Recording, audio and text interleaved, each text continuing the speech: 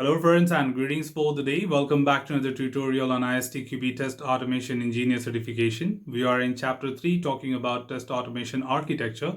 So far we have already covered all the tutorials related to this chapter, and today in this video we shall be looking forward to talk about the sample questions related to this particular chapter to see what can be expected as a part of this particular chapter in our examinations.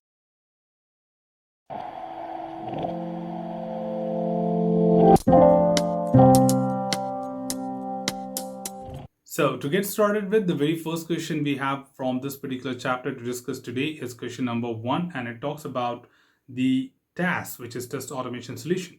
The question is, which of the following is not a principle that supports easy development, evolution, and maintenance of the task? So we probably have to recall some of the fundamental concepts from the previous section, that what exactly were the principles we were referring to.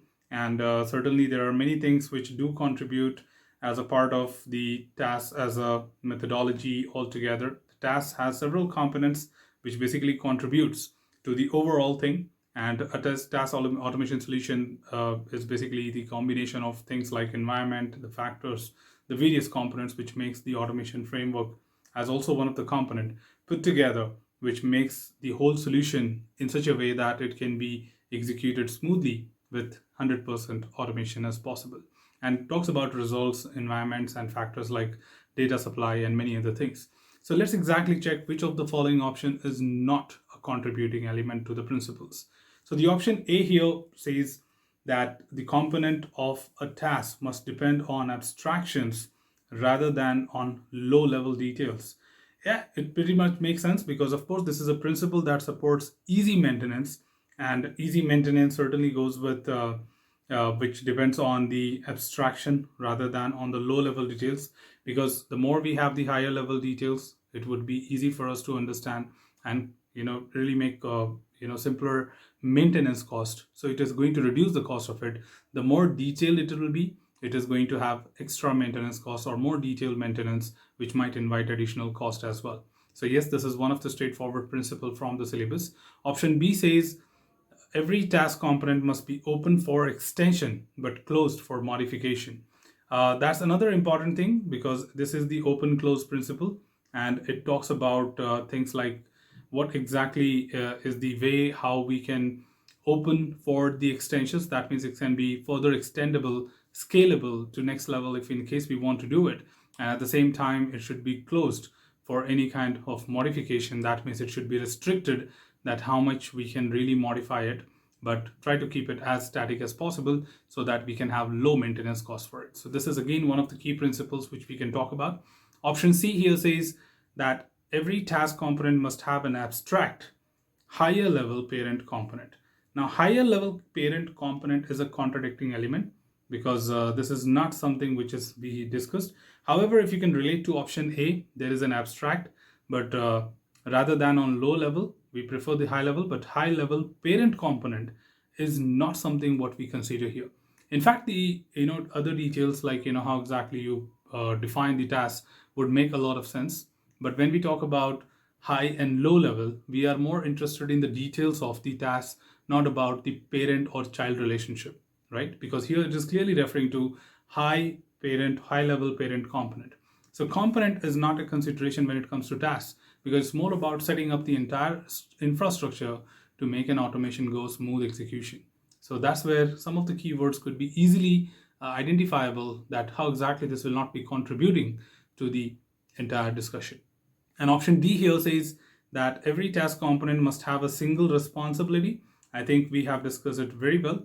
Single responsibility is one of the important aspect which we discussed in our discussions, that single ownership is a single point of contact, and more of like this person would know in and out about the entire framework or entire solution which is being created, so that if in case we need any kind of troubleshooting, in case we need any kind of amendments, modifications, or upgrades, this person would be the person who can do it easily without any kind of additional cost being involved. So more we have it limited to people, the better the enhancement would be. So I think that makes our job clear to understand. The right answer for this particular question is C, That is, every task component must have an abstract, higher level parent component, does not include as a principle that supports easy development, evolution, and maintenance of a task. So this is how it is certainly important for us to correlate to that of our learning. And these are very, very straightforward mention that what are the key principles which we should look forward to take into account when implementing a task. Let's move on to the next question. The next question we have is question number 2. And this question is talking about which technical design aspect does not address the overall test automation solution. Again, we have discussed about a lot of design factors as a part of test automation solution implementation, and we all have to be just driven by a simple understanding of what are these options which we are talking about.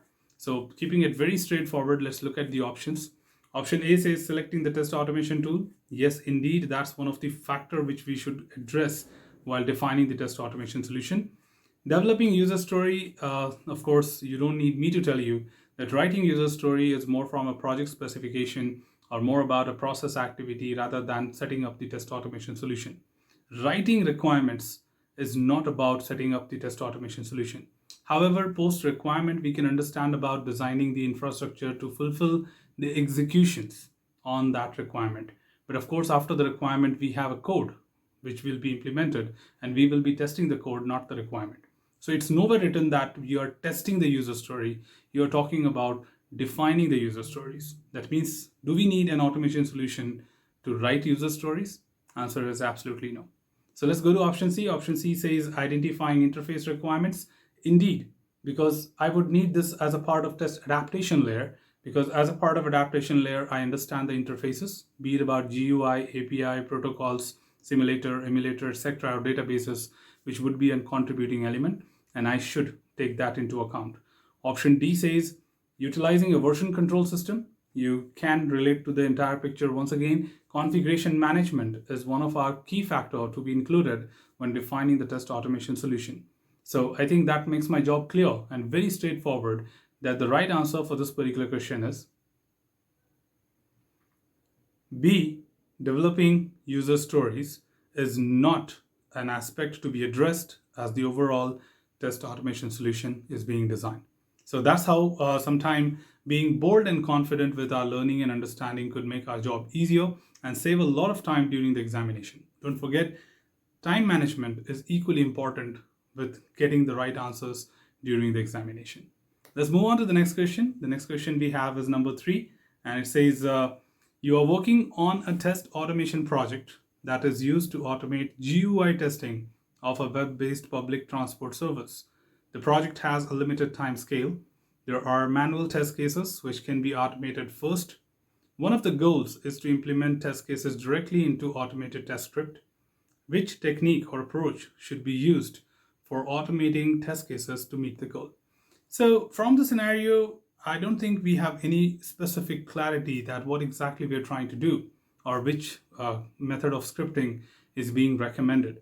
But something which we can always observe here, which may give us some easy hints. For example, if you look at the scenario, we see there are manual test cases which can be automated first. That's number 1.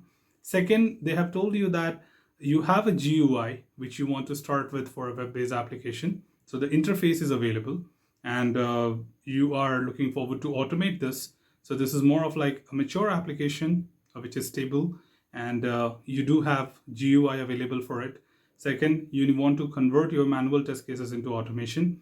And also you have the third statement which is written, that is you want to implement test cases directly into automated test scripts. That means the team must have these automation ready as soon as possible without spending a lot of time and without spending a lot of cost.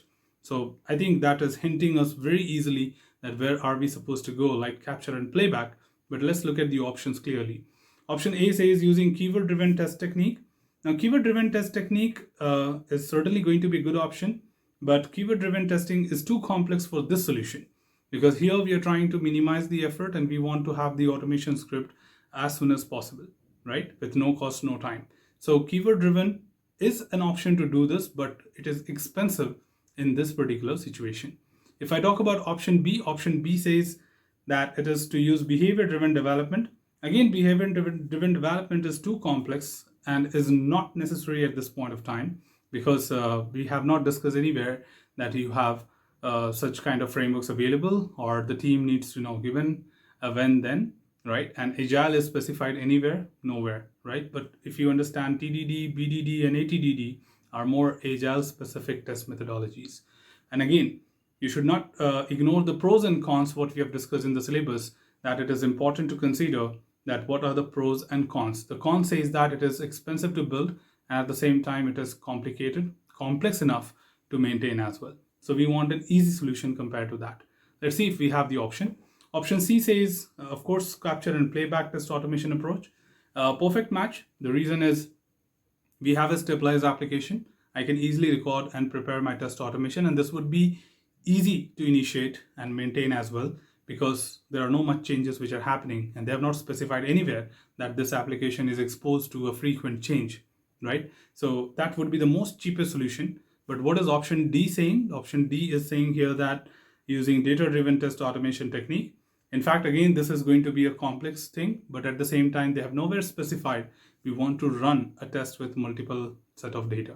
So specification of the scenario would help us guide what exactly we are interested in. And when they don't give enough information to you, like any of these things could be a possibility, which we can certainly understand, we must try to derive more information from the same, that the team is looking forward to have an easy solution, the application is stable, which is not written there, right? We need to derive this and then understand what would be the cheapest option available for this team.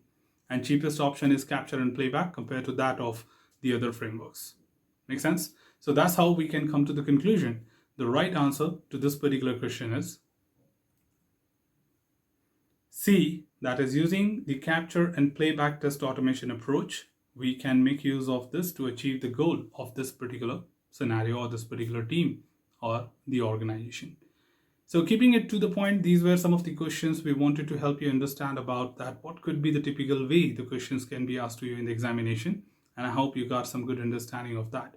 So that's all from this particular tutorial team. Should you have anything else, feel free to comment below. I'm always there to address your queries and answer them well. Till then, keep learning, keep exploring, keep understanding the context.